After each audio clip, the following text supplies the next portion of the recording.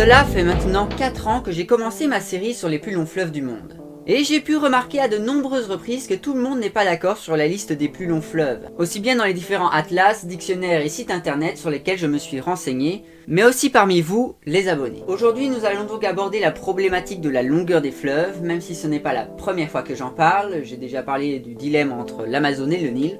Mais ici, je ne vais pas me contenter de comparer deux fleuves entre eux, ni de résoudre l'énigme du plus long fleuve du monde. Au contraire, je vais expliquer pourquoi personne ne le peut.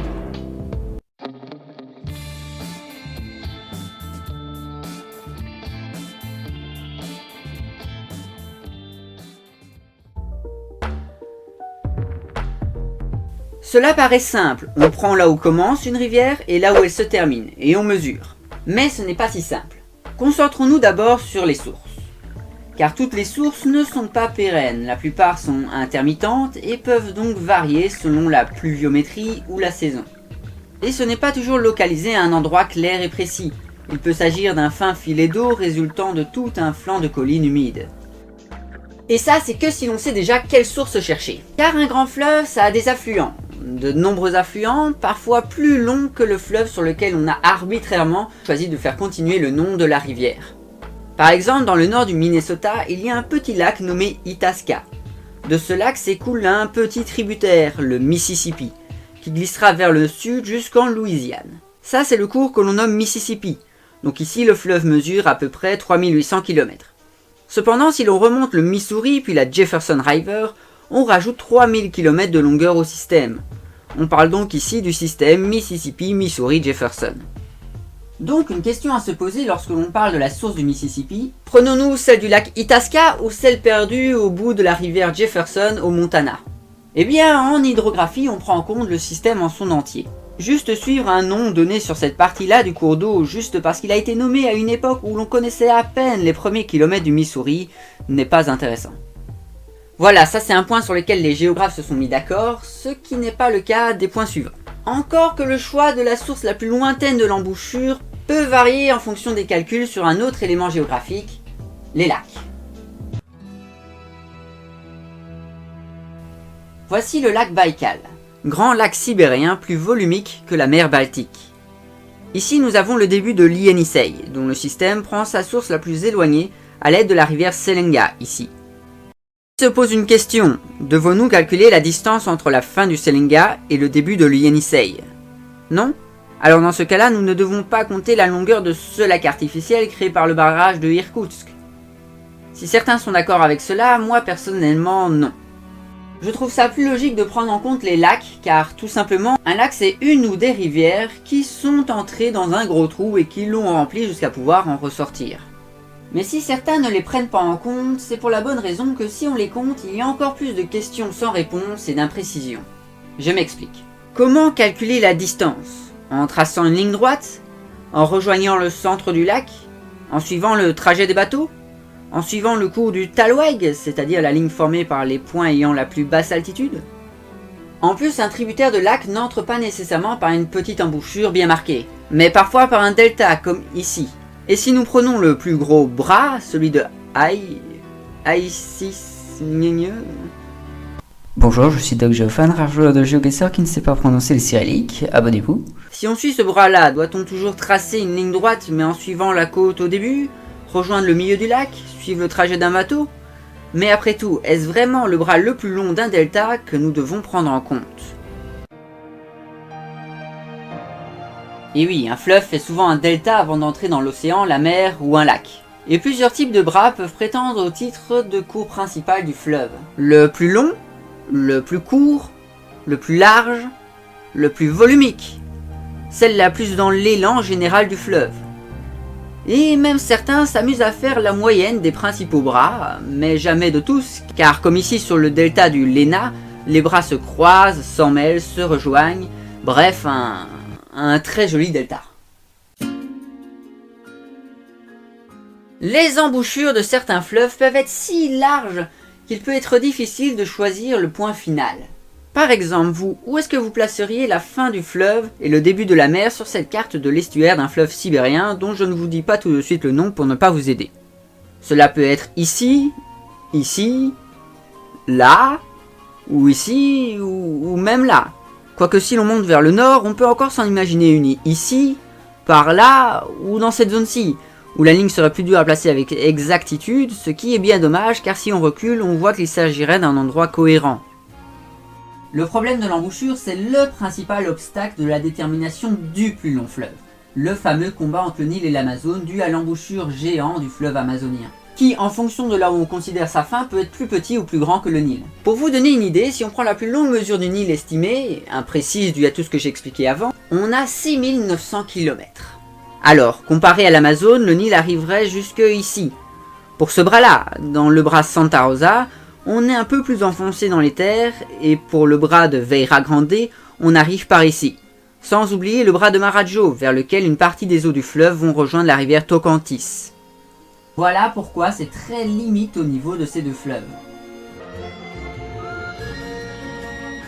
Il y a encore de nombreux autres problèmes.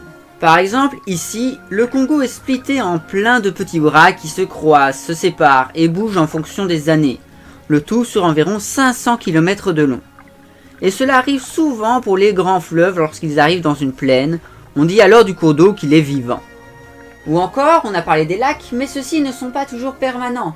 Sous les tropiques, la plupart sont saisonniers, et même ceux qui sont trop grands pour disparaître entièrement en saison sèche perdent du volume. Et que faire des cours d'eau qui se jettent dans un delta en commun avec un autre cours d'eau, et lequel est le fleuve? Bref, il est impossible de connaître la longueur exacte d'un cours d'eau, donc toutes les listes ou top 10 seront toujours correctes ou faux, cela dépend de votre point de vue. Par contre, il faut être cohérent.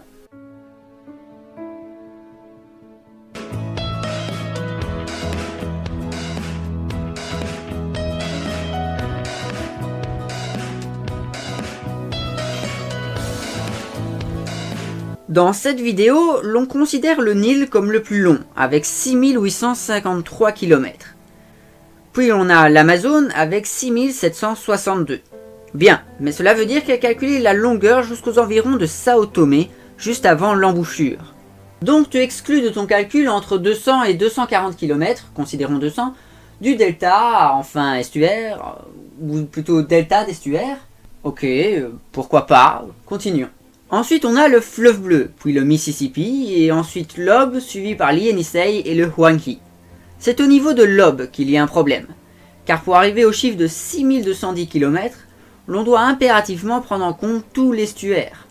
Par contre, on avait dit pas d'estuaire avec l'Amazone, donc là il y a une petite triche. Sans l'embouchure, on ne compterait que 5410 km avec une imprécision d'une vingtaine de kilomètres due à l'emplacement exact de la source la plus lointaine inconnue, ce qui ferait passer le fleuve de l'ouest sibérien derrière son homologue de l'est, et le Huanghe. Par contre, si l'on veut compter les embouchures, il faut rajouter les 200 km au fleuve brésilien, ce qui le placerait en plus long fleuve du monde. Ou en tout cas avec ces chiffres-là très proches de son rival d'Afrique de l'Est. Si l'on ne tient pas compte de la longueur d'une embouchure pour l'un, on ne la compte pas pour les autres non plus. Mais y a-t-il quand même un moyen de les classer, même avec toutes ces inconnues ?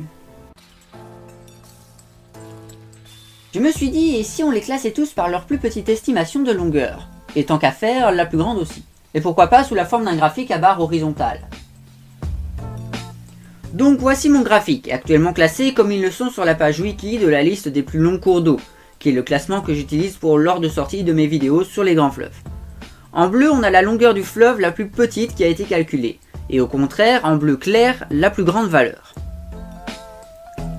Pour un peu de précision, sachez que je n'ai pas pris en compte les études qui ne prenaient pas en compte le système le plus long et qui se concentrait sur la partie du fleuve nommée sous un même nom. Souvenez-vous, Mississippi, Missouri, Jefferson. Bon, par contre, sur le graphe, je n'ai noté que le nom principal, sinon c'est trop long. De plus, j'ai écarté de mes sources les rares chiffres qui ne prenaient pas en compte les lacs, ce qui, je vous l'ai expliqué, n'a pas de sens. En comparaison, voici la Seine, et en tant que Belge, j'ai aussi envie de comparer l'Isère, petit pipi de chat, mais qui par un heureux hasard... Eh bien, c'est un heureux hasard. Oui, qui par un heureux hasard s'est retrouvé l'un des 3 fleuves nationaux, dont avec les 10 provinces, il s'agissait du principal programme de géographie entre la première et la 6e primaire. Un traumatisme. Il faudrait donc aligner 56 fois l'Isère pour surpasser la Léna. On peut donc les classer par leur taille minimum. On remarque que le Nil est alors le plus long, que le Yenisei dégringole en dernière place, alors que le Huanghe et l'Ob montent pas mal dans le classement. Mais on peut aussi faire l'inverse, en prenant les plus grandes mesures. Dans ce cas-ci, l'Amazone reprend la tête, par contre on a l'Ob et son grand estuaire qui grimpent en 4e devant le Mississippi. Cependant, très peu de changements chez les autres. Mais il ne faut pas oublier qu'il n'y a pas que 10 fleuves dans le monde. Ici par exemple on a le Paraná qui vient prendre la 10e place. Bon, oui, c'est donc impossible d'avoir une liste exacte des plus longs cours d'eau. Donc jamais aucun listing ou top 10 ne sera exact, mais ce n'est pas une excuse pour faire n'importe quoi et ça n'empêche pas qu'il faut un peu se renseigner avant d'en faire un. Car il se peut que j'ai trouvé plusieurs fois une même erreur sur plusieurs articles et vidéos différents. Regardez ça, ça saute rapidement aux yeux, mais dans cette liste des 15 fleuves les plus impressionnants et les plus grands, il y a quand même une rivière 2 fois dans le classement, le Yangtze. Une fois sous son nom chinois, le Yangtze, et une fois sous son nom français, fleuve bleu. En fait, on trouve souvent 2 longueurs différentes pour ce fleuve-là. Et le fait qu'il peut avoir 2 noms différents, ça en a embrouillé certains. Et ce qui est plutôt marrant, c'est que dans cet article, le fleuve bleu est en 3e place, avec ses 6380 km. Et le Yangtze est le 5e avec 5980 km. Alors que dans cette vidéo, par exemple, on retrouve le Yangtze à la 4e place avec 6380 km, et le fleuve bleu juste après avec 5980. Et c'est tout le temps ce fleuve-là qui pose problème. A mon avis, c'est parce qu'en Europe, on ne connaît pas trop les grands fleuves chinois, et la confusion est vite faite avec le Huanghe juste au nord, qui est nommé en français fleuve jaune. Enfin, quoi qu'on retrouve quand même le fleuve jaune en 7e position de ce même classement. Bref, il y a une confusion totale.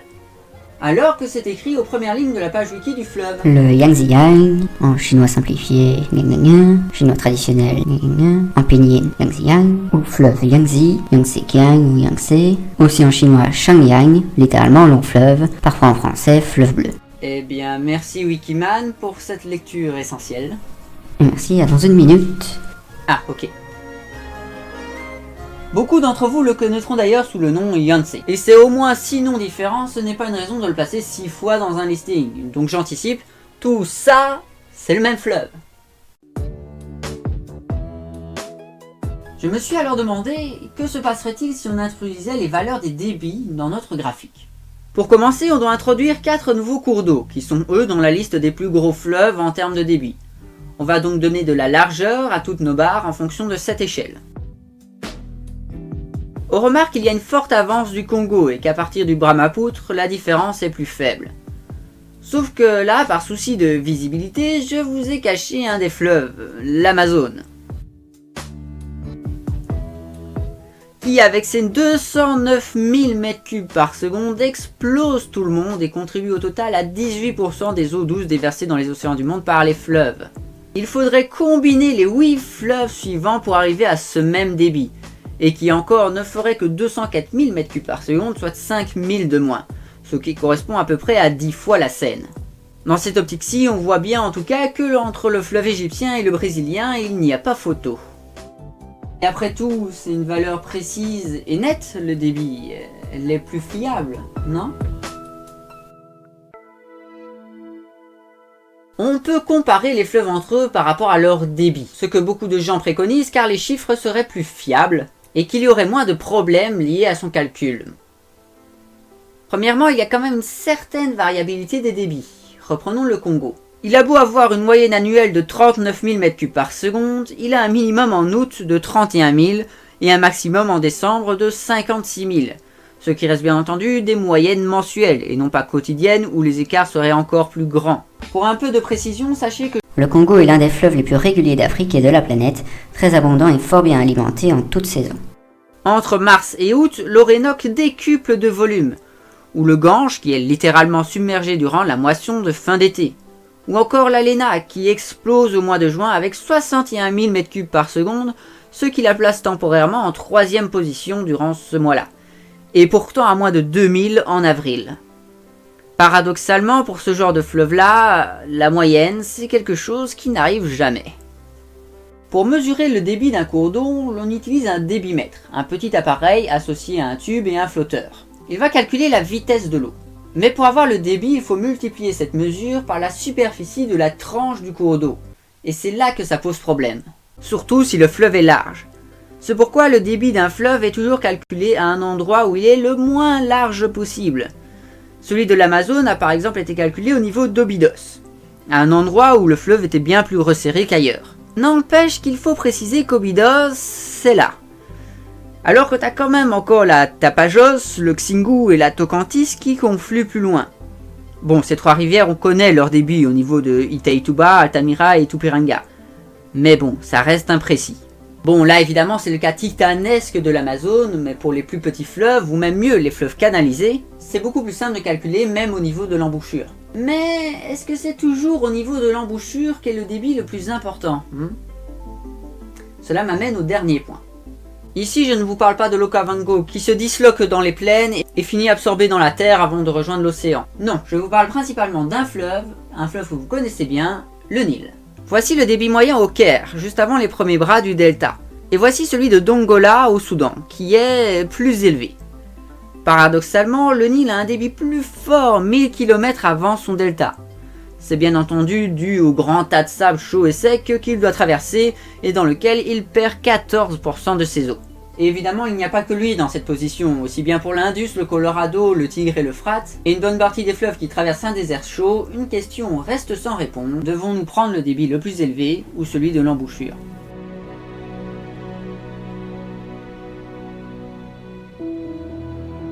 L'idée de cette vidéo m'est venue à cause du nombre de commentaires élevés pour ma chaîne sous la vidéo Géographie du Nil qui me disent que non, le plus long fleuve est le Nil et pas l'Amazone. Et alors que je dis bien dans cette même vidéo, avec une longueur d'environ 6700 km, c'est avec le fleuve Amazone le plus long fleuve du monde. Mais sans plus développer que ça. Et bon, vu que je vais continuer ma série de vidéos sur les grands fleuves, je n'ai pas envie de tout répéter à chaque fois. Donc oui, l'ordre de sortie de mes vidéos est basé sur cette liste, qui n'est pas meilleure qu'une autre. Moi je vous dis à bientôt, peut-être pour la vidéo sur le fleuve Amour, ou celle sur le fleuve Dragon Noir, je ne sais pas, j'hésite, dites-moi ce que vous en pensez. Je vais vous laisser avec le nouveau générique de fin, ciao!